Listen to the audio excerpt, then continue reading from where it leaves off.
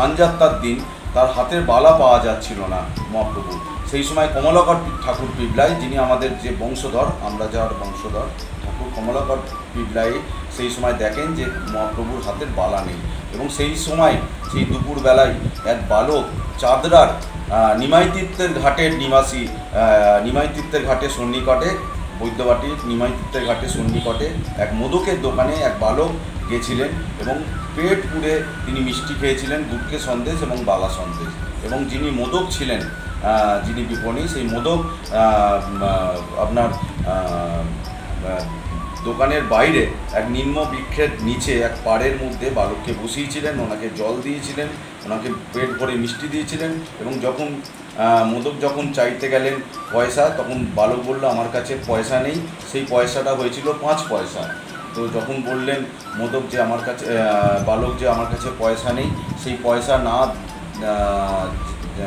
দিতে পেরে অপারগ যেহেতু, তখন সে তার হাতের বালাটা খুলে সেই মোদককে দিয়েছিলেন। কমলাকর পিবলাই সেই মোদককে আলিঙ্গন করলেন এবং বললেন, আপনি, আপনার হাতে যেহেতু জগন্নাথ দেব মিষ্টি খেয়েছেন, আপনিই হচ্ছেন আমার সাক্ষাৎ জগন্নাথ। তখন তিনি সেই বালাটা নিয়ে সেই পয়সা তখন নিতে অস্বীকার করলেন। মোদক বলল, আমার জগন্নাথ দেব যেখানে খেয়েছেন সেখানে আমি কীভাবে পয়সা নেব। সেই বালাটা তখন তিনি নিয়ে সেই চলে এলেন। সেই থেকেই মায়েসে এখনও পর্যন্ত সেই গুটকে সন্দেশ এবং বালা সন্দেশ বহু ভক্তরা যারা আসেন জগন্নাথ দেবকে যারা পুজো দেন, তারা যারা জ্ঞাত আছে এই ব্যাপারে, তারা গুটকে সন্দেশ এবং বালা সন্দেশ দিয়ে পুজো দেন।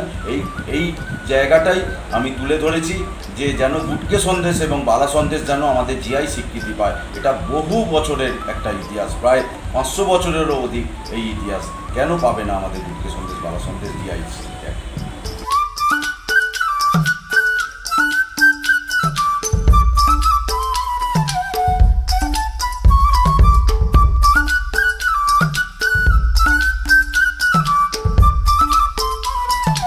এটার জন্য কি অ্যাডভান্টেজ পাবেন সেটাই দিতে হবে না। বলছে বাংলার যেমন রসগোল্লার জিআই স্বীকৃতি হয়েছে, তেমনি এটাই 628 বছরের পুরনো একটা মিষ্টি। 628 বছর জগন্নাথ দেবের এটা। হ্যাঁ, ঐক্যবান 628 বছর না, কিন্তু এই মিষ্টি খেয়েছিল জগন্নাথ দেব নিজের বালা বন্ধক রেখে। সেই জন্যই একটা ঐতিহাসিক জিনিস বলেই ওরা দাবিটা করছে। কী বলবেন এটা সম্বন্ধে? ঠিক আছে, ঐতিহাসিক জিনিস এবং এটা এখানকার প্রসিদ্ধ, সবাই জানে। তা যদি জিআই স্বীকৃতি দাবি করে অসুবিধা কিছু নেই, আমার মত আছে। জিআই স্বীকৃতি পেলে বাড়তি কি সুবিধা হবে? বাড়তি আর কী হবে, আমাদের তো দোকানে এমনি আর কিছু বাড়তি হওয়ার কোনো ব্যাপার নেই। অন্তত লোক জানবে, এইটুকুই আমাদের পরিচিতি বাড়বে। সরকার আমাদেরকে বহু সাহায্য করেছেন, আমাদের পাশে থেকে যে সবথেকে বড় কথা, আজ বাংলার রসগোল্লা বাংলাতেই থেকে গেছে। কাল এই মায়েসের বালা সন্দেশ এবং গুটকে সন্দেশের ইতিহাস সারা দুনিয়ায় মানুষ করবে তাদের জিআই ট্যাগ হিসেবে। এটা আমাদের কাছে আমাদের ইতিহাসে বড় সাহায্য।